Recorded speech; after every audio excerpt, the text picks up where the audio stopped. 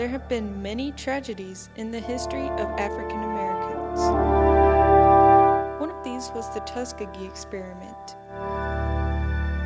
The Tuskegee experiment was a study that took place in the U.S. and started in 1932.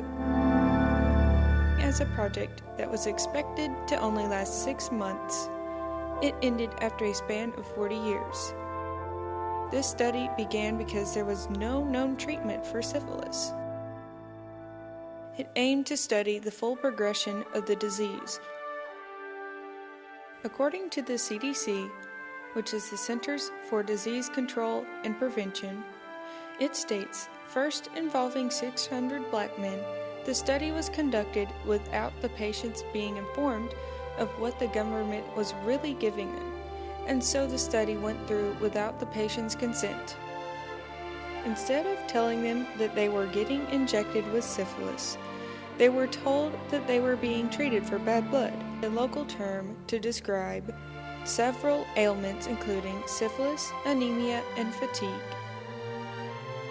According to Elizabeth Nix, many of the participants were sharecroppers, which are people who labored on an owner's land to pay rent. Many of these men had never seen a doctor before. When the men were being studied, they were monitored by health workers, but were given placebos such as aspirin and mineral supplements instead of penicillin, which was available to treat syphilis at the time. Penicillin is still used today to treat illnesses such as pneumonia, strep throat, meningitis, syphilis, and gonorrhea. Another source, an article named 40 Years of Experimentation in America, the Tuskegee Study, written by author Adam McVean, explains how in the time of planning the experiment, scientists argued that African men were supposedly perfectly fit for slavery.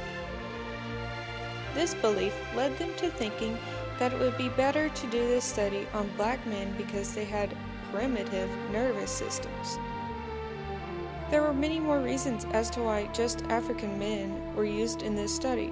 For example, in McVean's article, it states that scientists also thought black people could not be convinced to be treated for syphilis. This led to them having the idea for the study because they would observe the effects of the disease on a community over a period of time.